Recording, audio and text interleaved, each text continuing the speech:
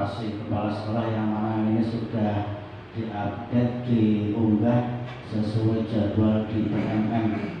Untuk itu kepada Bapak Ibu semua harap untuk mengikuti dengan seksama. Mari kita telaah terkait materi visi misi SDN 01 Nyamok. Dan ini observasi kepala sekolah yang mana akan dilaporkan sesuai dengan kapasitas kita yang akan dinilai oleh Bapak Pengawas. Observasi kali ini kita mengambil materi terkait visi misi SDN 01 Nyamok. Bahwa visi misi ini panjenengan sudah paham apa mungkin karena kehadiran saya kurang lebih Januari ini Mei 5 bulan panjenengan di sini sudah bertahun-tahun sehingga paham apa Anda tidak tahu. Yang penting visi visinya unggul dalam prestasi, santun dalam perilaku.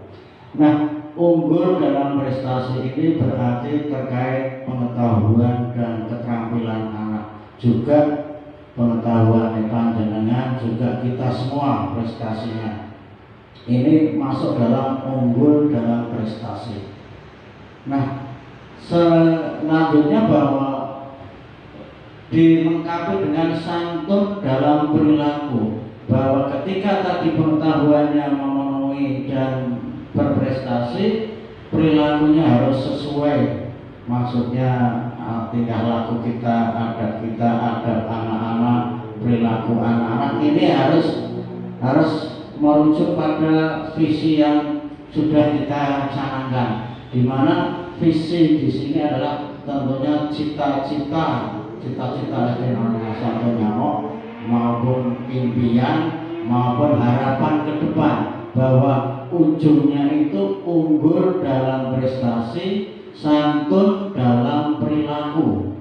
Nah, mari kita nanti juga koreksi diri kita sendiri bagaimana kita untuk mengarah ke unggul dalam prestasi dan santun dalam perilaku. Perilaku anak-anak tentunya, juga perilaku kita semua. Nah, di antara kita semua stakeholder sekolah, baik anak-anak, baik orang tua, juga guru tentunya. Ini visi. Kita ulangi, visi adalah cita-cita bersama, harapan kita ke depan, impian kita yang akan kita wujudkan nantinya. Ini sudah dicanangkan, disimbolkan unggul dalam prestasi, santun dalam perilaku.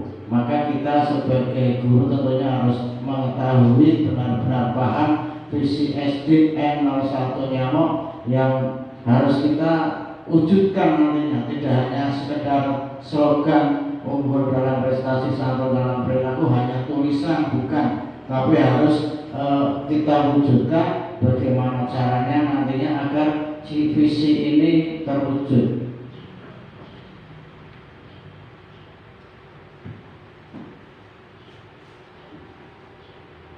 Lah, unggul dalam prestasi, santun dalam perilaku. Meraih hasil yang luar biasa dalam bidang yang digeluti, baik itu akademis, olahraga, seni, atau karir profesional. Berperilaku dengan sopan, penuh hormat, dan menunjukkan etika yang baik dalam interaksi dengan orang lain. Nah, itulah bahwa unggul dalam prestasi itu meraih hasil yang luar biasa dalam bidang yang digeluti, baik itu akademis, olahraga, seni, atau karir profesional. Kalau akademis bisa ke guru, olahraga juga bisa ke guru. Cuma di anak kan tidak mungkin karir profesional. Maka di karir profesional ini arahnya ke Bapak Ibu guru. Untuk itu kalau panjenengan kemudian melakukan sesuatu di bidangnya kemudian meraih prestasi, maka itu juga akan menunjang karir panjenengan.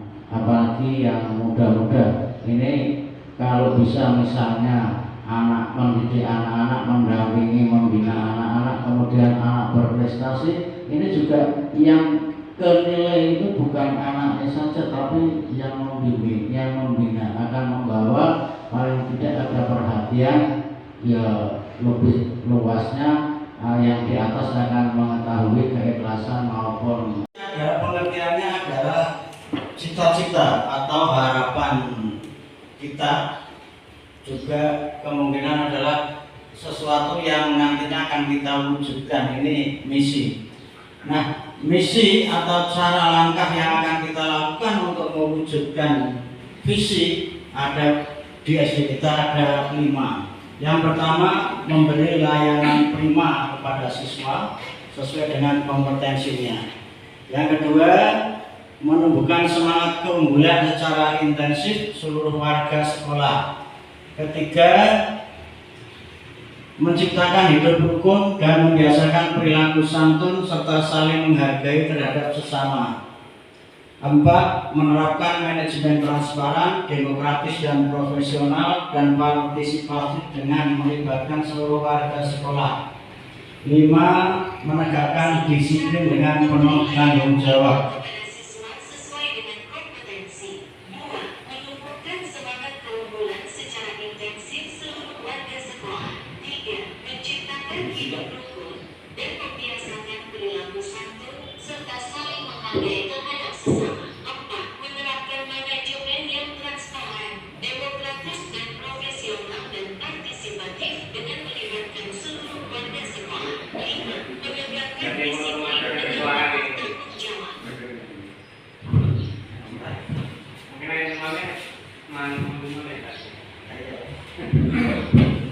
Terus kita masuk ke tujuan SD 01 Nyamuk. Ini tadi di awal itu visi, yang kedua misi, sekarang ini tujuan SD 01 Nyamuk. Tujuan, maka disinilah arah yang akan kita lakukan agar mencapai visi di akhirnya. Maka mohon Bapak Ibu mengetahui paling tidak, ini yang harus saya lakukan, ini maksudnya seperti itu. Yang pertama, mengikuti proses pembelajaran secara optimal dengan pendekatan belajar yang berpusat pada siswa, pakem, serta layanan bimbingan dan konseling. Kemudian 2, membudayakan kemampuan membaca pada siswa. 3, menanam kesadaran siswa terhadap kemampuan pribadi dan memberikan motivasi untuk mengembangkannya. Mempersiapkan diri menghadapi kehidupan pada masa yang akan datang, meningkatkan pengetahuan dan keterampilan dalam kehidupan di lingkungan sekitar. 5. Meningkatkan keterampilan dan kecerdasan siswa. 6. Meningkatkan prestasi akademik dan non-akademik. 7. Meningkatkan motivasi belajar siswa. 8. Meningkatkan tingkat kedisiplinan siswa di segala bidang. 9. Meningkatkan sikap santun dan bijak semua siswa. 10. Meningkatkan tingkat kemandirian siswa. 11. Meningkatkan tingkat kejujuran dan tanggung jawab siswa. 12. Meningkatkan perilaku ibadah atau religius sesuai dengan agama yang dianutnya. 13. Meningkatkan ketertiban, kebersihan, keindahan dan kenyamanan di lingkungan sekolah. 14. Mengenalkan dan menumbuh kembangkan budaya daerah sejak dini sekaligus melestarikannya. 15. Meraih kejuaraan beberapa cabang seni dan olahraga di tingkat kecamatan, kabupaten maupun provinsi. 16. Mengembangkan pendidikan, budaya dan karakter bangsa. 17. Melestarikan budaya daerah melalui muatan lokal bahasa. 18. Melestarikan budaya daerah melalui muatan lokal bahasa daerah dengan indikator 85% siswa mampu berbahasa Jawa sesuai dengan konteks. 18. Memiliki jiwa tanah air yang diinternalisasikan lewat kegiatan pramuka. Kita ulangi.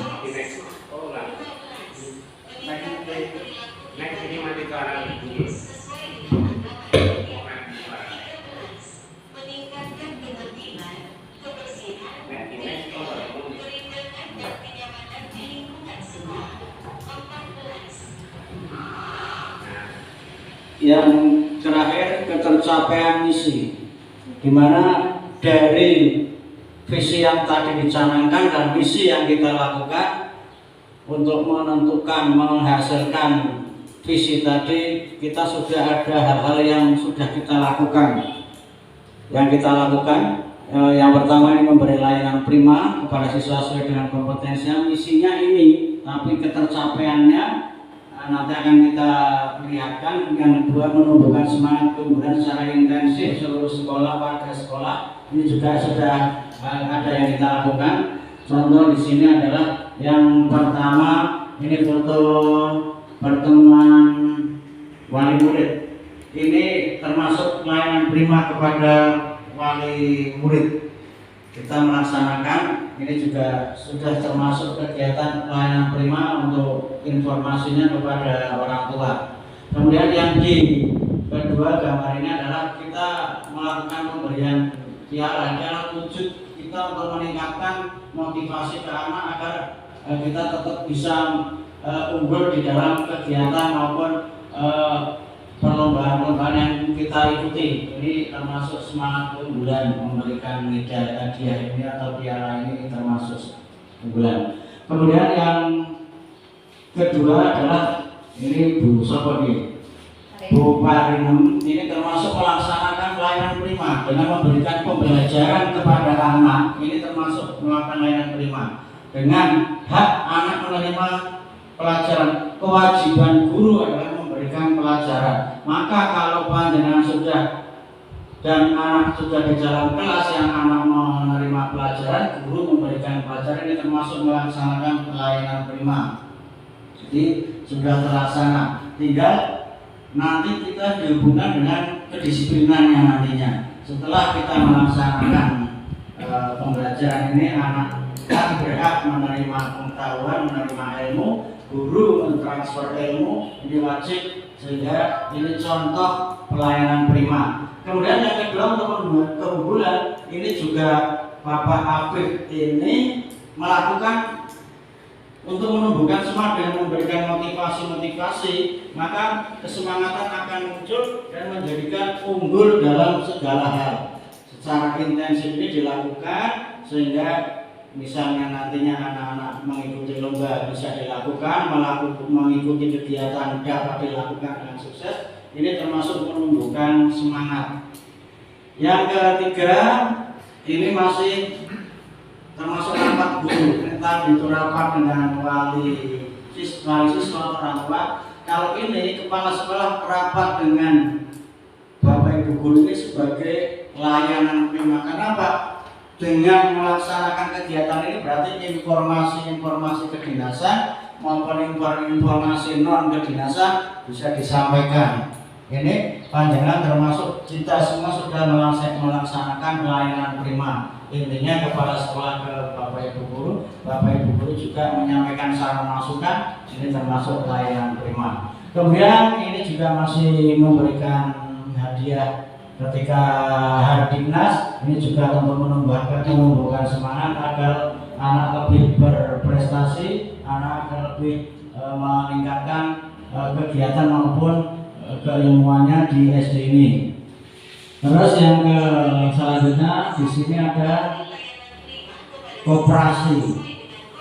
Koperasi ini termasuk pelayanan prima untuk anak-anak, sehingga tetapi tentunya ada main plusnya. Ketika jam belajar yang dibolehkan untuk selalu beli sesuatu di koperasi ini akan mengganggu, karena modus anak-anak secara psikologi pendidikan, kalau kita guru dulu diajari psikologi, maka anak-anak kadang pura-pura kalau beli padahal niatnya ben jenuh nang kelas maupun mungkin masih ke kondisi dosa sehingga keluar. Ini kadang-kadang juga negatif. Untuk itu kita harus ke depan harus betul-betul selektif. Anak-anak itu hanya benar beli temenan atau hanya pura-pura niatnya beli-belinya. Ini di pelayanan koperasi. Kemudian ini juga Bupar ini juga tidak mendampingi, ini juga termasuk meningkat untuk menumbuhkan keunggulan, karena dengan diperlihatkan ke anak-anak yang lain, anak-anak yang lain akan merasa berkeinginan tiru lah, ingin dapat prestasi maupun dapat piala misalnya. Ini sebuah harapan kita. Kemudian ketercapaian yang ketiga yaitu misinya menciptakan hidup rukun dan mendasar perilaku santun serta saling menghargai. Yang kedua, menerapkan manajemen yang transparan, demokratis dan profesional dan partisipatif dengan melibatkan seluruh warga. Maka contohnya yang kita laksanakan tadi ada Pak Haji, ini juga cuma itu ke sebutan enggak ke aktor, sehingga kegiatan tadi ke anak-anak itu termasuk juga pembinaan kerukunan, bareng-bareng baris, bareng-bareng melaksanakan kegiatan itu juga anak-anak termasuk melakukan kerukunan, juga perilaku santun dengan manut sama perintahnya Pak Guru, suruh siap berat siap, suruh istirahat, ini juga termasuk manut mengikuti perintah, termasuk juga santun. Dan di sini kan nanti ada menghargai sesama. Kemudian di menerapkan transparan, ini Bapak Ibu guru ini kumpul-kumpul ini kita melakukan sesuatu itu dengan transparan. Kita demokratis, kadang ada saran masukan, kadang ada yang komplain, ngomong sana ngomong sini, kemudian ini termasuk kegiatan demokratis. Dan profesionalnya adalah kita sebagai guru, dan di sini partisipatif adalah karena kita ikut serta selalu melaksanakan, ini termasuk partisipasi. Ini anak-anak juga yang kita ikutkan lomba ini juga menerapkan perilaku rukun, hidup rukun dan santun dan saling menghargai. Ini juga kita sama-sama, ini hanya simbol-simbol saja. Kemudian ini demokratis juga, pertemuan wali murid. Contoh ini menghadirkan banyak orang tua dalam satu ruangan ini maksudnya kita itu transparan.